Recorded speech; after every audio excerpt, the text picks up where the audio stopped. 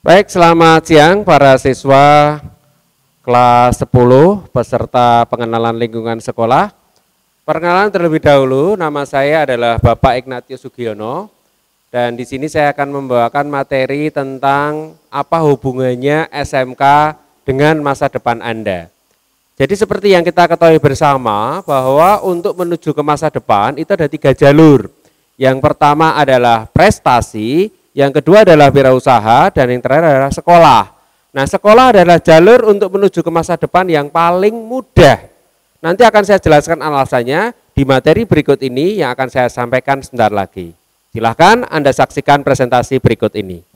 Baik para siswa peserta pengenalan lingkungan sekolah, di sini saya akan membawakan sebuah presentasi berbentuk animasi yang semoga bisa menjadi motivasi Anda di dalam rangka menempuh pendidikan di sekolah menengah, karena pendidikan di sekolah menengah itu adalah sebuah proses di mana Anda itu sudah tidak mungkin lagi bisa kembali.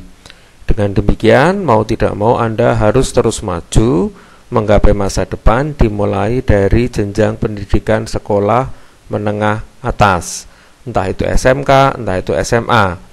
Nah, perhatikan apa yang akan saya paparkan berikut ini. Saya beri judul Hidup dimulai di usia 40. Ini adalah sebuah ungkapan dalam bahasa Inggris, Life begin at 40. Mungkin menjadi pertanyaan bagi kita bersama, loh kok hidup dimulai dari usia 40? Bukankah hidup itu dimulai dari bayi? Nah, perhatikan, ini adalah pasangan berusia 40. Hidup dimulai di usia 40. Apa tidak salah? Apa bukan hidup itu dimulai dari bayi? Nah, perhatikan animasi berikut ini. Ada sebuah garis menanjak. Kemudian garis tersebut diikuti dengan kata-kata sekolah, harus belajar, latihan, tekun, PR, ulangan kerja keras, dan lain-lain. Artinya, garis itu saya ibaratkan sebagai sebuah jalan di mana yang namanya sekolah itu di mana-mana pasti terasa susah. Kalau dibandingkan dengan kita berwisata, jelas lebih enak berwisata. Kalau dibandingkan dengan kita bolos nongkrong, lebih enak kita bolos nongkrong daripada sekolah. Karena itu jalannya menanjak, sehingga kalau ibaratnya kita ini sedang mengendarai sepeda, maka kita ini harus benar-benar bekerja keras mengayuh sepeda kita untuk melewati tanjakan tersebut. Kerja kerasnya adalah kita harus belajar, kita harus latihan, kita harus tekun, kita harus banyak membuat PR, nanti berhadapan dengan ulangan, pokoknya penuh dengan kerja keras. Kenapa? Nah, perhatikan, ibaratnya orang sedang menaiki sepeda, dia menanjak, nanti ketika tiba saatnya Anda lulus, maka dengan hasil kerja keras Anda, diharapkan Anda akan mendapatkan nilai baik, keterampilan memadai, kompetensinya juga baik, sehingga pastilah akan mendapatkan pekerjaan yang layak dan honornya juga cukup. Sehingga ibaratnya ketika lulus, kalau kita mengendarai sepeda itu sekarang sudah mulai mendatar, sudah mulai enak. Jadi dari hasil kerja keras kita selama bersekolah, kita akan mendapatkan pekerjaan yang baik. Tetapi jangan berhenti hanya sampai di sini. Perhatikan, sekarang ada jalan menanjak lagi. Kalau Anda sudah bekerja, maka harapannya adalah Anda harus berusaha bersungguh-sungguh untuk bekerja menjadi karyawan yang dapat dipercaya. Dengan demikian, Anda nanti akan memiliki gaji yang cukup untuk meluangkan waktu, tenaga, dan biaya untuk meningkatkan jenjang pekerjaan. Jadi jangan berhenti hanya dengan mendapatkan jasa SMK, bekerja, selesai. Tidak. Luangkan waktu Anda untuk bisa meningkatkan jenjang pekerjaan, dan tentu saja itu bisa tercapai kalau pekerjaan Anda layak. Nah, meningkatkan jenjang pekerjaan di sini adalah bisa ikut kuliah sore, bisa kursus dan lain-lain, sehingga sekarang ini kalau orang naik sepeda ya berada di tanjakan lagi, harus kerja keras lagi. Ya, tetapi nanti setelah kita mampu atau dapat meluangkan waktu, tenaga, dan biaya untuk meningkatkan jenjang pekerjaan, maka karir kita akan semakin berkembang. Jelas itu. Jadi kalau kita mau meningkatkan jenjang pekerjaan, misalnya kita jadi pelayan toko, kemudian kita mau kursus komputer, maka nanti kita diangkat menjadi kasir. Jelas itu gajinya akan lebih layak daripada pelayan toko. Sehingga pekerjaan kita akan semakin berkembang, gaji kehidupan semakin layak. Sehingga, nah ini yang penting, kita dapat mempersiapkan untuk membangun rumah tangga dengan kesiapan mental dan finansial. Jadi membangun rumah tangga itu jangan hanya mental yang disiapkan, tapi juga finansial. Sehingga nanti kita bisa mencukupi kehidupan anak-anak maupun pasangan kita. Nah, ibaratnya orang naik sepeda sekarang sudah mulai enak. Nah, perhatikan berikut ini yang terakhir. Ketika usia kita sudah di 40, anak-anak semakin dewasa, kebutuhan semakin banyak, entah itu biaya sekolah, entah itu kebutuhan primer itu makan, minum, susu, dan sekunder seperti misalnya rumah atau mungkin seperti pakaian dan lain-lain itu semakin banyak. Ya, biaya sekolah juga semakin tinggi karena anak-anak kita semakin dewasa. Tetapi, nah ini tetapinya, karena karir kita semakin baik dan berkembang pesat, kebutuhan yang banyak tersebut dapat tercukupi. Hidup menjadi lebih mudah dan dapat menikmati hidup. Sehingga ibaratnya kalau orang naik sepeda sekarang menjadi turun. Nah, menikmati hidup di usia 40, itulah inti dari hidup dimulai di usia 40. Nah, perhatikan sekarang antitesis yang berikut ini tentang hidup dimulai di usia 40. Baik, sekarang para siswa peserta pengenalan lingkungan sekolah, perhatikan antitesis atau lawan dari hidup dimulai di usia 40 di depan tadi. Masih tetap sama, ada sebuah garis, tapi garisnya menurun. Kalau tadi garisnya naik, sekarang menurun. Nah, di situ terdapat pernyataan sekolah itu banyak diisi dengan kegiatan yang tidak berguna. Memang hari-hari akan berlalu dengan menyenangkan, tidak usah memikirkan PR, belajar ulangan dan lain-lain. Jadi sekolah banyak bolos, sekolah banyak nongkrong, sekolah kalau perlu tidak usah mengerjakan tugas, hanya diisi dengan senang-senang, ya toh. Sehingga ibaratnya kalau kita turun, ibaratnya kalau kita bersepeda, itu kita itu sedang menaiki sepeda di jalanan yang menurun, enak, semuanya berlangsung dengan enak. Nah, perhatikan berikut ini. Nah, masalahnya adalah ketika kita bersekolah seenaknya sendiri, maka pastilah ketika lulus nilai kita akan kurang, keterampilan kurang, kompetensi tidak memadai. Akibatnya di mana-mana kondisinya sama ya. Pastilah mereka yang nilainya kurang, kompetensi tidak memadai akan sulit mendapatkan pekerjaan. Kalaupun dapat, maka biasanya mendapat pekerjaan serabutan yang tidak dapat digunakan sebagai pegangan untuk hari depan. Buruh misalnya, selama-lamanya seumur hidup jadi buruh, itu tidak dapat digunakan sebagai pegangan hari depan. Karena pekerjaan-pekerjaan itu rawan PHK, cari gantinya gampang, bekerjanya tidak membutuhkan keterampilan. Lain kalau misalnya, taruhlah misalnya contoh di toko, Anda menjadi pelayan toko, itu pekerjaan yang tidak membutuhkan keterampilan. Kalau dipecat cari gantinya gampang. Sementara kasirnya itu butuh keterampilan, dipecat cari gantinya sulit. Nah, itulah yang terjadi bagi mereka yang sekolah seenaknya sendiri, mendapatkan pekerjaan yang rawan PHK, pekerjaan yang tidak dapat digunakan sebagai pegangan untuk hari depan. Nah, akibatnya ibaratnya kalau sedang mengayuh sepeda, jalan mulai terasa menanjak. Bekerja asal bekerja karena kompetensi kurang, bekerja di sektor pekerjaan yang rawan PHK, tidak memberi jaminan masa depan yang cukup, karier tidak berkembang.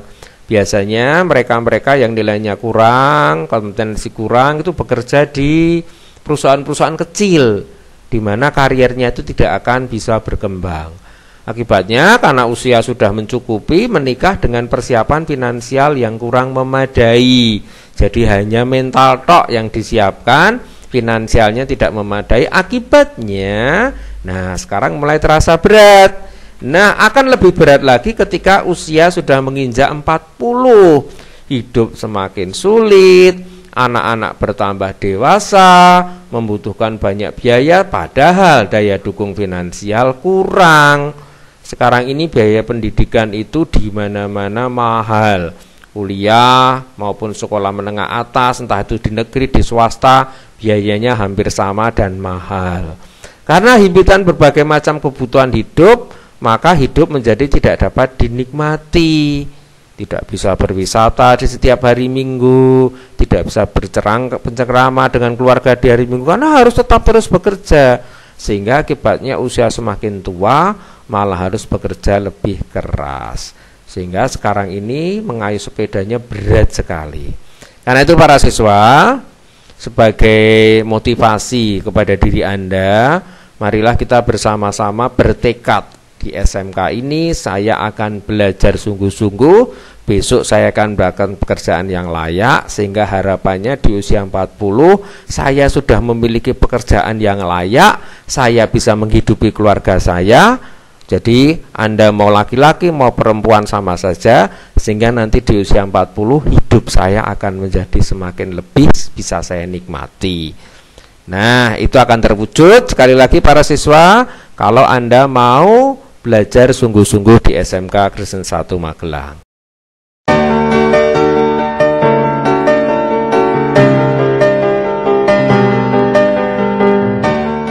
Selamat pagi teman-teman.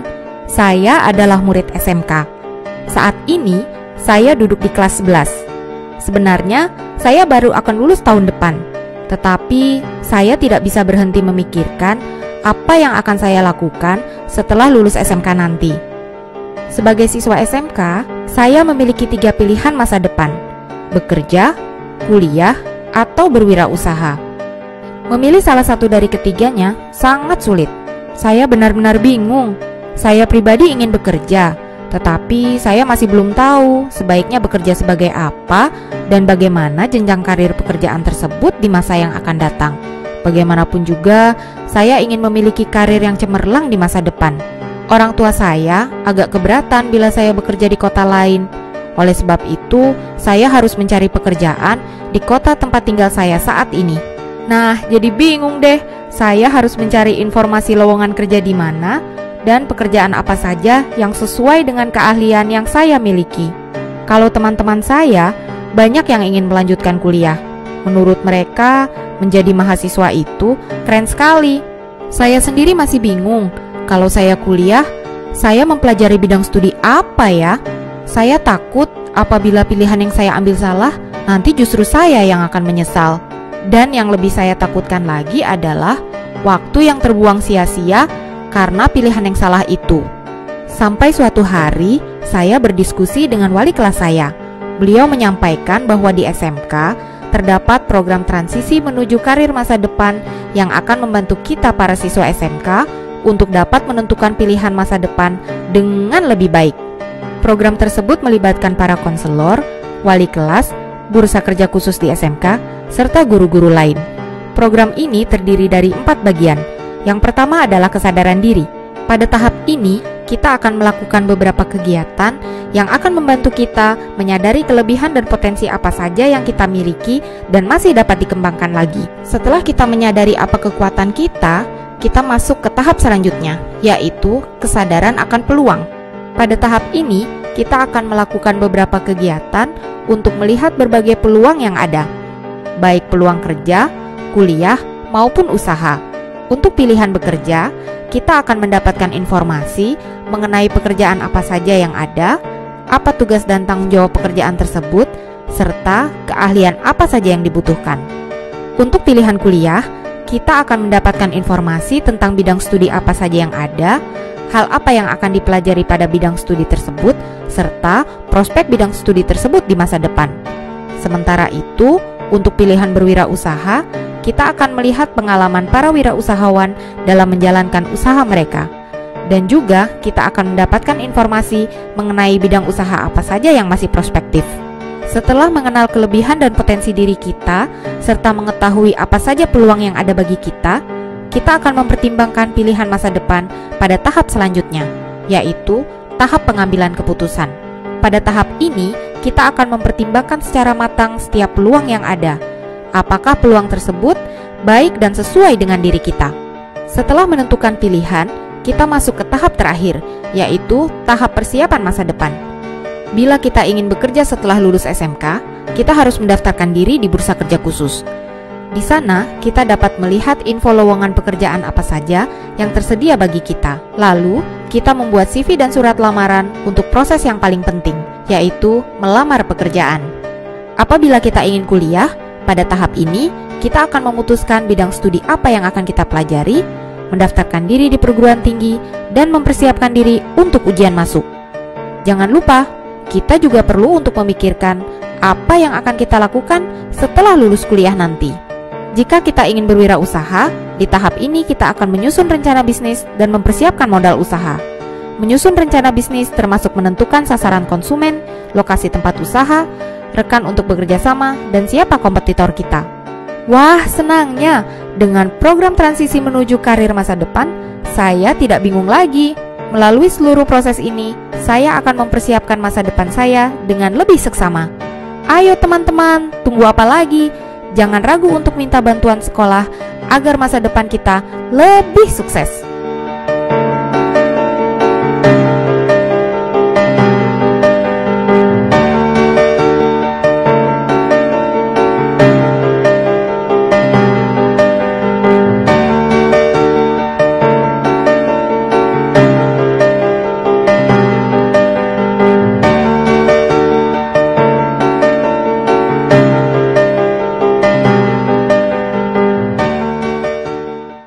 Baik, demikian paparan dari saya. Semoga bisa menjadi motivasi dan bermanfaat. Atas perhatiannya saya ucapkan terima kasih. Baik para siswa, peserta pengenalan lingkungan sekolah, itulah paparan presentasi mengenai SMK dan masa depan kita. Semoga bisa menjadi motivasi bagi para siswa untuk mau sungguh-sungguh belajar, karena yakinlah bahwa masa depan Anda dibentuk di tempat ini. Demikian, semoga bermanfaat. Atas kekurangan yang mungkin terjadi saya mohon maaf. Krisma beraksi, berakhlak, berkarakter, berprestasi. Terima kasih.